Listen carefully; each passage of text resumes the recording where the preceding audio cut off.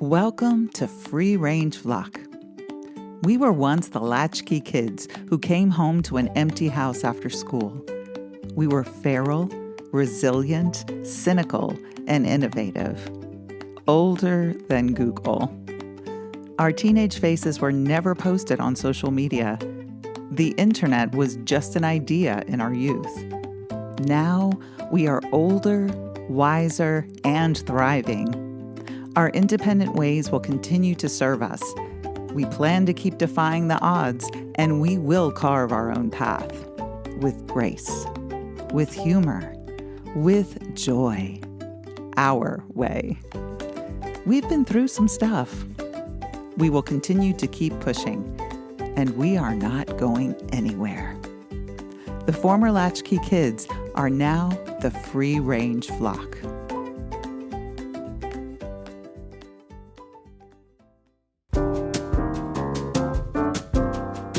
So Sarah, have you taken any risks lately?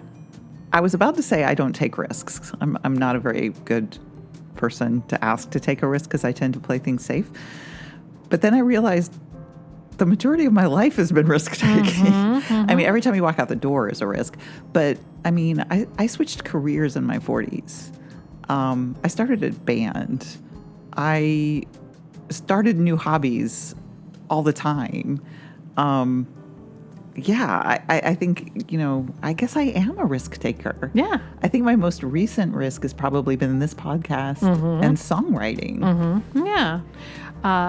I do take a lot of risks. There's certain risks I wouldn't take, like I would not bungee off a bridge. My ankles would say, no, you're not doing that. But for instance, I became a parent at age 43. I decided to adopt a child at age 43. That's a huge risk. Huge, like kind of like stepping out to the void and hoping the steps appear kind of a thing. I've changed jobs to new things, taking risks. I've had things done to my house that I was like, I'm taking a risk. Can I do this? I'm going to just do it. So yeah, I think that I do take a healthy amount of risk, more than, if I sit down and reflect on it, I do more than I thought. Yeah. I mentioned this because today we're talking to our friend Josephus Thompson. Josephus is a poet, and he's got this unwavering determination that had brought us the Poetry Cafe. It was a program at one time on NPR. He has shows here in the area. He is a force to be reckoned with, and he's been doing it forever. We've known him for a long, long time, and just watching him is just like watching a force of nature. And he's taking a lot of risks, and he does it with such grace and such like humility, and just like, yeah, I didn't do well at that, but I learned the lesson. I kept going. I mean, he kind of normalizes it. It's so lovely. So we wanted to bring him in today to kind of talk about his willingness to take risks and really put himself out there, and how he manages that and just does it with such joy. Because I know some of us don't take risks. We don't think about changing what we do or doing something different that we dare. And he is definitely someone that will make you feel like you can fly. Like, you can do, if you can dream it, you can do it. So he's just someone that we should all know, basically. He has, for instance, a program here in Greensboro, the Cultural Arts Center. I believe he has it once a month. Maybe he'll correct me on that. And it's a good sized venue. It can hold a couple hundred. But on his Facebook, he's just like, I've got my eyes on the Tanger Center, which is an entertainment complex that seats several thousand. And he's just very public and out there about, I'm going to manifest this, and I'm going to bring this, and I'm going to make it happen. I'm going to take the risk and put my dreams out there. He is never shy about what he is trying to achieve. And I'm just so admiring of that, because there's not enough of that. There's not enough of people who are just like, I'm going to go out there, and if I make a mistake and it's public, it's okay, because I'm going to learn the lessons. He talks about in posts, he talks about how he's going to manifest these great opportunities. And he's done it. I mean, gosh, he's done it. So hopefully after we talk to Josephus today, we'll all become just more inspired to taking risks. That sounds awesome.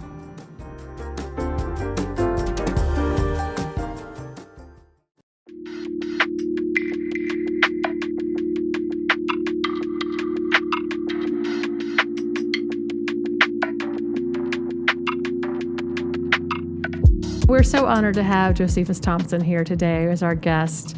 Josephus, can you introduce yourself to us or to our audience? To our audience. Hello, audience. My name is Josephus Thompson III. I am a father, husband, son, brother, mentor, poet, activist, lover of arts, visionary, and all-around great person. Yes, you are. Yes, you are. Oh, I'm also a mud runner. I love running in the mud. Really? Spartan races, tough mudders. I think there's one called a frog something. If it's mud and it's in the woods and I get to run through it over obstacles, sign me up. Oh my God, that's so cool. That sounds very the risk there. Oh my gosh. Oh, I just envisioning Josephus running through the woods. In the mud. It just sounds, it's awesome. It's but you said that. exhilarating. I thought of my ankle going, just so. Me too, actually. Yeah. I am such a klutz. Fun. So this year, in 2023, Greensboro recognized you as its first honorary Poet Laureate. And last year, the O. Henry magazine called you one of the muses of Gate City, which is a nickname for Greensboro. So you are finally getting some recognition for all the things that you do and you deserve. How has these recognitions changed the way you work? I'm not sure that it has. Oh, good. Okay. I think that the community has been supporting me for such a long time already. I think these are just titles. Okay. But I think that the city and the community of Greensboro has been supporting me for over a decade. And so the work that I do is important. It's impactful. And I just continue to do it. I think maybe the titles precede me now and make getting in the room a little bit easier, potentially. Mm-hmm. And maybe allow me to step into new audiences that may have not heard of me before. I mean, they've been published in the paper and the O. Henry magazine, which is very different from where I typically work. So, yeah, maybe, but the work that I do continues to grow every day, either way. I love it. So, Sarah and I met you before all these recognitions came to place. We actually met you before you formed the Poetry Project in 2009. We recorded you several times doing your poetry in public. I don't know if you remember us. I'm sure remember part of Blur. Some of it, not all of it. It's a bit of a blur, going back before 2009. Goodness gracious, that was a long time ago. A long time ago. But now you work with kids in schools and teachers to ignite their love of poetry, which is just so lovely. It is. And the Poetry Project has been a great passion of mine since the beginning. I didn't know how impactful poetry could be in the classroom. Mm-hmm. I didn't know it was connected to the ELA curriculum. Mm-hmm. But upon learning so, I was like, I could do some things. Yeah. This could actually work. And the more that I do, the more I get the opportunity to do. And so at this point in my life, it's about how to streamline the process. Mm-hmm. So over the past 2 years, we've created what's called the Poetry Field Trip. Okay. And so we've been doing residency work into the schools for over a decade, and I'm only able to see so many students because I'm only one person. Right. So I can only go to so many schools. But with the field trip, we're able to bus kids in and see them at 300 students at a time. Wow. Here at the Van Dyke, and that's been amazing because we can do 2 shows a day, up to 600 kids per day, and still be able to impact them because it's a live show with poetry and music incorporated with similes and metaphors. They all get notebooks and pens and pencils, and they're able to interact and write and answer questions throughout the show. So it's that's amazing. It's an educational, entertaining, engaging 90 minutes of poetry and life. I love it. And that's fantastic. Your determination is just so amazing to watch. It's just, you're like this thing that's this unstoppable force that's going to keep rolling down the hill and throw what you want in its way. You will not stop. So how have you stayed committed to this journey? I mean, getting people to get excited about poetry is not always the easiest thing. So how do you stay committed? Oh, I think it's easier when it's part of who you are. And so what I've been telling people forever is the trick is finding something that you would do for free. Mm-hmm. And I was doing this for free long before people started paying me for it. Okay. Yes, you did. And then the trick is doing it so well that people are willing to pay you for it. Mm-hmm. And so with that in mind, it's like living, breathing, walking, talking. I'm doing it every day anyway. Okay. And then on, most days I just get a check attached to it. And so when I don't get paid, I don't stop doing it because it's part of who I am. Thus, it happens 24/7, with or without money attached to it. But luckily for me these days, there's money attached to it. So it's been a great thing. There have been some difficulties, some trials and tribulations that have stepped in the way, but you are not going to hit every shot that you shoot. Right. But if you want to win the game, you have to keep shooting. Mm-hmm. Yeah. And so I just keep being who I am, keep performing, keep showing up, keep teaching, and doors keep opening. So I think it's about gravity. Just continue to push forward, like the momentum. Makes it a lot easier when you start uphill and you're running downhill now. And there's some things that stand in your way, but your track record. You've been here before. You've made it through this space before, and so you just continue to push forward. And then I was good at it. And like any student, if you're good at something and you get a cookie, you want another cookie, so you're going to do it again. I think in high school, it was called a poem. I didn't know that prior to that. And I was like, oh, this is a poem? Okay, if you say so. Because what I was writing didn't look like Maya or The Raven or Shakespeare. It was just me sharing my ideas, my thoughts, my feelings. And in that, I think my first performance was in high school. It was for a multicultural day project. And I performed this poem that I had written and got a standing ovation. And everyone said, man, you should make sure that poem is copywritten. It is so good. In that moment, I said, you know what? You're right. And I ran to a copying machine. I copied copies for everybody because I was just certain that's what copyright meant. Oh That's not what copyright means, people. That is not what It's not. You know better now. that is photocopy, just in case you were confused. But yeah.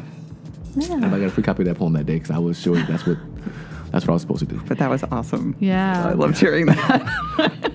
So one of the things we're talking about in this episode is taking risks, about having the bravery to take risk and the importance of taking risk. Right. And so I see you and I see your Facebook feed and I see all the great things that you're doing. And you, sir, are taking lots of great risks. So and maybe you're not thinking them as a risk. Maybe you're thinking about something different. But, they're definitely risks. Okay. So how do you calculate which risk to take? I mean, what goes through your brain? Oh, man. It depends on the risk I'm taking. Okay. But, with no risk, there's no reward. I mean, we know what working 40 hours a week at a job is going to get you. Retirement at 65. What we don't know is what taking a step out in the other direction is going to get you, blazing your own path. We know that the people who are wealthy start their own companies, have their own businesses. We very seldom get taught about what that actually means, what the wealth principles are, tax deductions that are available to you as 1099 employee versus W-9 is huge. In addition to being able to use asset leveraging to your advantage. As a poet, and writing and performing, I can do something one time and get paid for it over and over and over again. At a job, you don't have that opportunity. Right. So it's just so many advantages you have. And I think betting on yourself is always going to be the best bet. We spend between $40,000 and $100,000 at college, quote unquote, investing in ourselves to possibly get a job. When you could take that same $100,000 and invest in yourself and definitely have a job in 4 years. And so I just think that we just need to change the way that we think. And so the risk that I'm taking may seem crazy because it's not the status quo for how we've been raised, but for the wealthy and for business people, it is common sense. You're investing in yourself. You're not giving the money to somebody else. Nope. I am not. And I have a degree, so don't get it twisted. I graduated from Oklahoma A&T State University, so Aggie Pride. I have a degree in industrial engineering. I've never used it a day in my life. No. Now I engineer people, communities, events. And I tried. Mind you, I tried to get a job, but it just was not in the cards for me.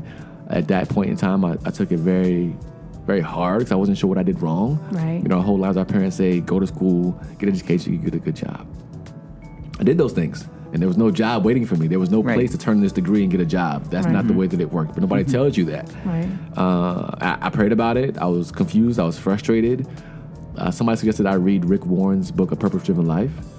I read that book, and I was like, what am I doing now that I've been doing, that I love doing, that I could potentially make into a career? Right. And I was already doing poetry part-time. I'd already been offered a couple of checks to do it. And I was like, what if I poured more time and energy into me versus looking at applying for somewhere else? If I spent 40 hours a week writing and performing and sending out things that, hey, I could come to your church, to your school and perform for you, what would the feedback be? You send out 100 emails, you're going to get 10% of them back. Right. You know, and if those 10 people that email you back are paying you $1,000 to perform, you just made 10 grand for sending out 100 emails. Where are you going to make that at? Yeah. Yeah. Who's paying you that? You know, but again, we just don't want to take the time. You know, we're not dedicated enough to ourselves. And it's crazy because we spend time for other people, but won't put the same time and energy in for ourselves. Wow. So I started exchanging that energy. I started saying, hey, if I can work 5 hours for UPS, I can work 5 hours for me. And what happened was the 5 hours for me started adding up to more than the 5 hours for UPS. Wow. To the point where I was able to walk away, 2009, ironically. 2010, I was in Australia for 30 days doing poetry. A long journey, but life is a journey. Yeah. Right? It's not about destination, it's about the journey. And so every day I get a little bit further along in my journey, and it's great. It seems like such a natural thing for you to take risks. It just seems like you don't. I mean, it's just like, I'm going to invest in me. But there's a lot of people listening who may go, I can't take that risk. I can't do that. So what is your message to them? I guess my question to them is why not? Right. So I worked for UPS for 11 years. I worked a part-time job for 11 years, partially while I was in school to help pay for school. And then when I graduated, I couldn't find a job, so I was still working at UPS to make ends meet. And I just started saying, hey, I'm going to work the night shift, and the day's going to be for me. I'm going to spend 5 hours every day working something for myself, and then I'm going to go to the job at night and work for them and make sure I get all the bills paid. And the more time I put into me, it started to return. Like, you have to plant the seed. You have to water the seed, right? So in order to make it grow before it bears fruit, and people don't recognize that a seed's true power comes in the darkness, underground, in the dark, when you're alone, investing, getting watered, consistently. And then it breaks through. And then it spreads roots, and maybe a year or two before you can actually pluck fruit from that tree. But by creating that tree, you now have a source of something that bears fruit over again. Every season, that thing bears fruit. So once you see that happen, you're like, okay, I'm about to plant another tree. And it's just about taking that step. And it's different for everyone. The message is that you are worth it. I don't think people think that they are worth it. Right. I was going to ask about the confidence that it takes to take those steps, because I think that for myself, I would not consider myself a risk taker. But when we were chatting about this previous to the episode, I realized I've taken a lot of risks in my life. We all have. I mean, just getting up out of bed in the morning is a risk, and stepping out the door. But it's kind of like, in order to do what you're talking about, to take that large of a risk, it takes a lot of confidence. And I can see that. It just beams out of you. I don't know if it's confidence. I think that, how you learn how to ride a bike? You're going to fall off. You're going to fall off how many times? A lot. A lot of times. Yes. Right? But you keep going because you want to ride this bike. And then you learn how to ride. You learn how to walk. Same concept. You fall 100 million times, but you keep pushing forward in order to walk. This is no different. You are going to fail. You're going to fail. You're going to not achieve that goal. The question is, you're going to continue pushing forward or not. But you've done it in your life over and over again. The question is, what are you willing to do it for? Right. If you can't do it for you, then that's just a choice you have to make. But I mean, faith is a risk. There's no such thing as safe space. No. Right? Not in this world. I mean, they can find you anywhere. On the internet, under your bed, you can't hide. So there's a brave space. Right. You're brave enough to get out there and try. Right. And there's no bravery without fear. Yeah. That's true. That is very true. So being afraid is part of the journey. I'm sure have faced moments where you saw obstacles and people trying to stop you, but maybe not deliberately you, but whatever. How do you get your mind right for those? Perfect example. So yesterday, I got a response back from PBS North Carolina. I have a syndication deal with WUNC Radio for the Poetry Cafe. It's going beautifully. We have a show every week. And so I was thinking, what would be a great collab for that process, because my voice is being heard over the airwaves every single week. North Carolina artists, that we're putting out there. What if I had a TV portion too? PBS NC would be a great partner for that, And so I submitted, I've been on Amazon Prime before. I have episodes on YouTube. We have camera crews. We've done video before. It's not a difficult process. And they were like, at this time, we're not interested in, we don't think that fits our programming at present. And I was like, man, like that's crazy. You know what I'm saying? I thought it would be perfect. But, I took that and I posted it, and I was like, you're not going to hit every shot that you shoot. But if you want to win, you have to keep shooting. There are no losses, only lessons. And this is only another chance for me to open up another door, opportunity. So I just have to shoot a shot again, like continue to put it out there and see where I can find who wants to collaborate with showcasing artists from North Carolina and around the world in poetic and artistic endeavors, because there's somebody who wants to showcase it. Right. We have a great show and format. I hope you realize that you are rare, and that if someone had gotten a letter like that, right, they probably would have never shared that and just stayed like, it's okay, it was not meant to be. You posted on Facebook and went, all right, I got knocked down, but I'm still going to keep fighting and keep going. Yeah. That's not, I don't want to say that's not normal, because that's beautiful. But for a lot of people that would have knocked them down, you don't knock down. You keep going. What is your secret? We're trying to figure out your secret, Jonathan. That's why you're here. We're trying to figure your secret out. I don't know if there's a secret. So what I will say is something that I've learned along the way is get a mentor. For example, our parents are mentors. When we talked about riding a bike or walking or talking earlier, you had that person right beside you to show you how to do this thing. So something that you want to do, whether it's a poet or an actor or television producer or whatever, find somebody who's already doing it and ask them to show you the ropes. Ask them, can you intern? Can you mentor? Can they mentor you?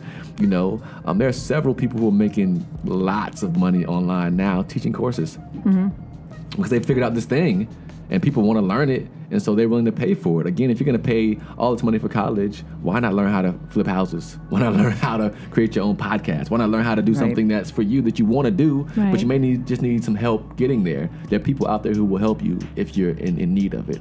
I also think that part of it is just saying it out loud. Yeah. Just saying this is what you're trying to do. You never know who's going to say, I can help you. But by putting it out in the universe, and the universe speaks back. So I think so many times we keep it to ourselves and we're afraid, but we're missing the mark, because putting it out there is how you get it back in return. Right. Being willing to be being vulnerable. Yeah, everybody wants to be liked, loved, appreciated, right? But how do you get that without letting people know who you are? Right. 100%. There's no way around it. Right. So there's no easy way. Steve Harvey talks about, your parachute opening, right? But it's impossible for your parachute to open without jumping out the plane. Right. You can't open the parachute inside the plane, people. It's not possible. So you got to jump. You got to jump. And I pride myself in being able to build airplanes in mid-flight. That is what entrepreneurs, that is what dreamers, visionaries do. People call me and say, hey, can you do this? And I have no idea if I can do it or not, but I say yes. Right. And then I reverse engineer it and figure out how to do it before the deadline. But it's possible. I never know how far my art's going to take me. I've been in classrooms. I've been social studies teachers. I've worked with science, math, mastermind groups. I'm just a poet. Yeah. Telling somebody how I feel, my thoughts and ideas, but somehow it becomes relevant. People can identify with that, and it makes a difference. Right. Poetry makes the world go round. Communication is what makes the world go round. Right. Whether it's your mother, father, brother, sister, aunt, uncle, husband, wife, cousin, if you can't communicate effectively with that person, then the relationship's not going to work. Right. And so if you can affect people's communication, how they understand, how they see things, then you can write your own ticket. So I was listening to some of your program, your NPR program, and some of the words that you were using were dream manifested, words, thought, power. Mm-hmm. I love them. Love those words. And there's something that Sarah says, and I've always talked about. It's like you're manifesting your destiny. You are. Okay.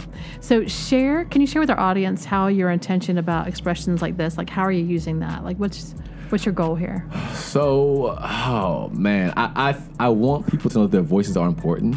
So something I repeat on the show a lot is that your voice is important, it's necessary, it is needed, and so are you. I think just hearing those words change the idea of what your voice means. A rainbow is only beautiful because of the colors associated with it. They're not all the same. They're all different. Mm-hmm. And communities are built upon voices and perspectives and religions and faiths of all different perspectives. And so our voices are necessary to come together in order to make Greensboro, the world, what it is. And I think people miss that mark. And so when you think about words, the first thing that comes to mind is a little engine that could. I think I can, I think I can, I think I can, right? So a man thinketh, he is. Mm-hmm. God said, let there be light, and there was. I could keep going on and on. But the point is that it starts with the word, right? And you saying these words changes how you think about it, right? Hearing the words, I love you, does something to your space. They're just words. Mm-hmm. But it creates an energy around it that transforms everything else that it touches. And those words become thoughts. Mm-hmm. And then you think you can, right? And then in that moment, you can. Mm-hmm. And so they become your power. Mantras are the mm-hmm. same thing. You know, you say it over and over again. You repeat it to yourself over and over again, and therefore you can, and then you do. Right. So by being, you're able to do more and then have more. So just thinking about those words constantly keep me motivated and moving forward, because I know that I have the power to create my own destiny. To continue to refine the programming, the words, the ideas, the concepts. Yeah, and every year it gets better.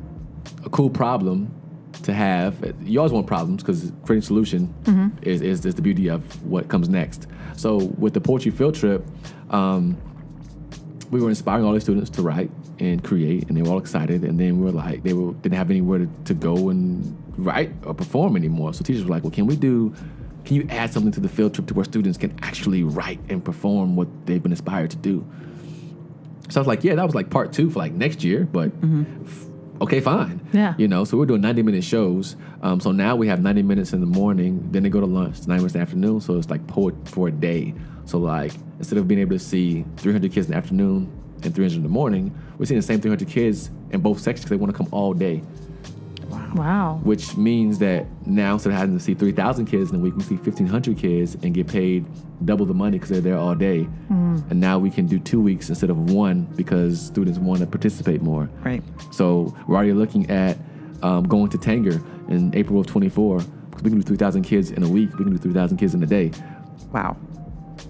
That's amazing. That just blew my mind, man. I know. I love that.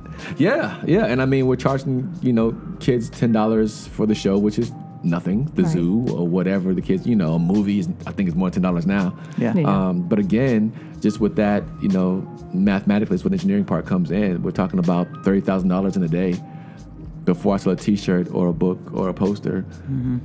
And something that you could sell to not only Guilford County, but Alamance County, mm-hmm. And any other county in the state of North Carolina. Sure. Because now you have a show mm-hmm. That affects kids' literary skills, shows them live music and poetry, which is really rap at the end of the day, which all the kids are into. And if you can inspire a young person to want to read and write, yeah. We'll just keep smiling. We're so happy. Well, no, I find that so inspiring. I mean, just the fact not only have you figured out a way to make a wonderful living for yourself doing the thing that you love the most, but you're inspiring young people to love words and figure out a way to express themselves. And that just makes I was like the Grinch. My heart just got bigger 3 times. And it's so important. I talk to the kids more in class, and I'm like, your words are powerful. An example that I always use is if you're having a bad day and you come into the classroom and you kick over a desk, slap a kid, and knock the paper off the wall, how is teacher going to respond to you? Mm-hmm. And they all say negatively. And I said, you're right. You're going to get in trouble? Yeah, probably, right? But if you come in and say, Miss So-and-so, Miss So-and-so, I'm having a bad day. My dog died. I'm going to sit in the back and cry. But I want to get the homework after class. Can you help me? what's she going to say to you then? And they're all like, they're probably going to get a hug and maybe a cookie. And they're going to be nice to me. And I'm like, yeah. And I say, why? What was the difference? They're like, I used my words. I was like, same thing if you're at home. If you're upset, you're angry, and you're stomping around, punching stuff in the wall, what is your mom or dad going to do? Positive or negative response? They're like, negative. I was like, but tell them what's going on with you and say, I'm having a hard time. Can you help me? Then what? Changes everything. Right. Just because you decided to use your words. Right. It's something our parents have been telling us from day one, like, use your words. But until somebody reinforces it, until you can actually see it, right. And methodology that relates to what you're doing, what you're going through, it doesn't make a difference, It's always about what's being said, but sometimes about who's saying it to you. Right. And being in the classroom in that setting, using music and poetry to do so, just changes their perception of what it is, what they can be, and what words can do for them in their life. Yeah. Imagine that there's someone out there who's listening to you, who's blown away by your ability to take risks and put yourself out there and keep going.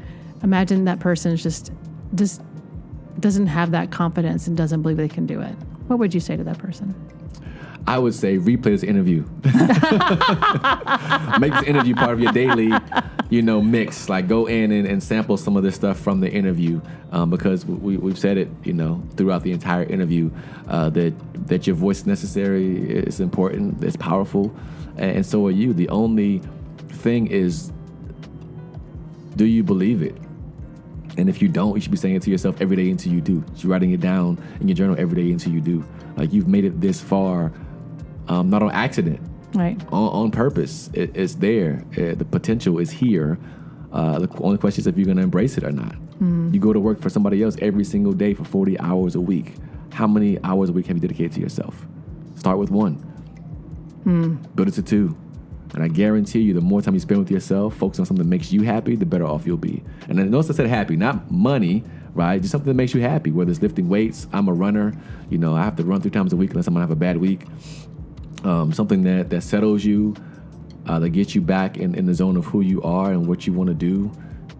And your life will change. The more time you start spending with yourself and figuring out who you are, what you want, and how to move forward, and stop spending so much time focusing on what other people want for you.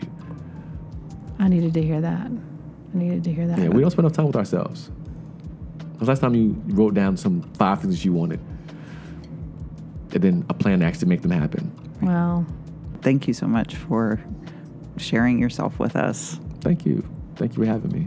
This is what we do. Yeah. This is what we do. And we didn't even talk about half of the stuff, so this is, Well, we'll have to have you back on. Come back for part 2. Yes. Poetry Cafe will be part 2 because the Poetry Project was part 1, so. Oh, awesome. Definitely. Nice. Thank you so much for joining us, Josephus. Thank you. Sorry that I was late. No worries. We're no fine. worries at all. We will always wait for you. I appreciate it. Well, thank you again.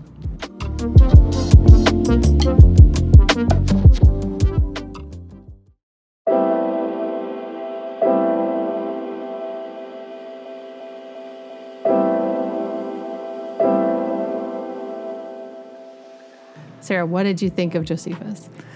I love Josephus. Me He is such a talented author and entrepreneur, and he's such an inspiration. And just listening to him talk made me realize again how much I admire him as a human being. Right. So we're talking about taking risks. And what's interesting is that, you and I are like, oh, we do take risks. But for him, it's just second nature. Is like, I got to keep putting myself out there.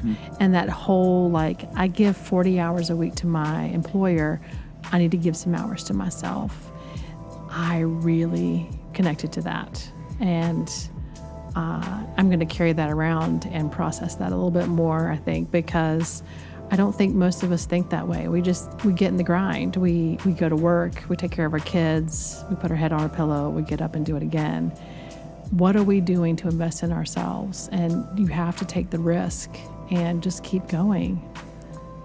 And it's scary. And I think that is something that I think we touched on a little bit in the interview, but I think for a lot of people, putting that much investment in yourself is a scary thing, because putting yourself out there and being that vulnerable to the no's and to the rejection is really, really hard for a lot of people, myself included. Right. But without risk, risk is reward. But one of the things he said was no risk, no reward. Right. And you have to put yourself out there if you want to reap the benefits. And it's so important to invest in yourself. Like you say, 40 hours a week that we give to somebody else, but we're not willing to invest 10 hours a week in our own, growth. Who we are. And I note that you really connected to the seed analogy that he used about seeds growing in the dark. What was your takeaway from that big one, that seed analogy? Well, I think that I took away a couple of things. One is that adversity is always there. You're always going to have that darkness. We all go through dark periods. It can be a physical problem. It can be a mental problem. It can be there's always darkness and adversity. We've laughed in other episodes about the suckage. You have to go through that darkness. You got to go through the suckage. That's when all this stuff happens. That's where the growth really happens, is during that darker period, during that learning period. And then it's afterwards, once the sprout starts to come out and it starts bearing fruit, that's from all of the stuff that was going on underground. So I think we tend to expect immediate results of things, and we have to stop that, because everything takes an investment. And if it was quick, like if it was easy, you wouldn't, the enjoyment, the appreciation wouldn't be there. It's like my going to a yoga class and struggling with a certain move. If I mastered it immediately, I probably wouldn't get the same enjoyment of seeing myself improve and getting better. It's like it's a whole different lesson. It is. I agree with that. I just think it's, there's without the risk, without the struggle, you don't appreciate what you get at the end. The other thing that I really took away was no losses, only lessons. Because I have a hard time with that one in my own personal life. Like losses and, rejection and no's and all of those things, just, they hurt. I mean, it's almost like a physical pain when somebody rejects you. But he just, flips it. And he's like, okay, I learned something. What did I learn from this? What do I take away from this? How can I make it better? It's not rejection, it's redirection. It's okay, that didn't work, but let me try something else.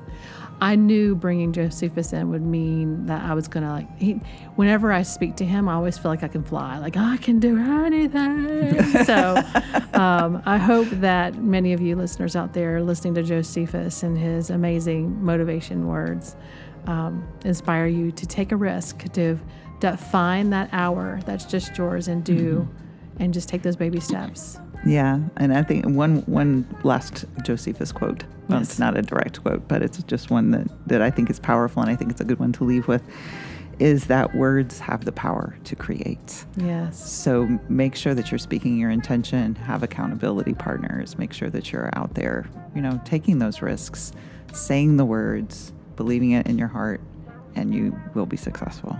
Yes. So tell us what risks you're thinking about taking. And thank you so much for listening. Bye, y'all.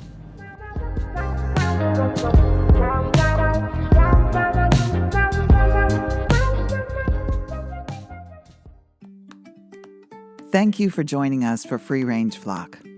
Our goal is to inspire and celebrate who we are, the Generation X kids who grew up and decided to do things their way, with grace, humor, and joy. This has been a production of Sassy Am. If you want to learn more about our podcast, follow our blog, share your positive insights about being a free ranger, or to suggest topics or guests for future episodes, please visit our website at sassyam.com. That's SASSAYAM.com. Keep pushing.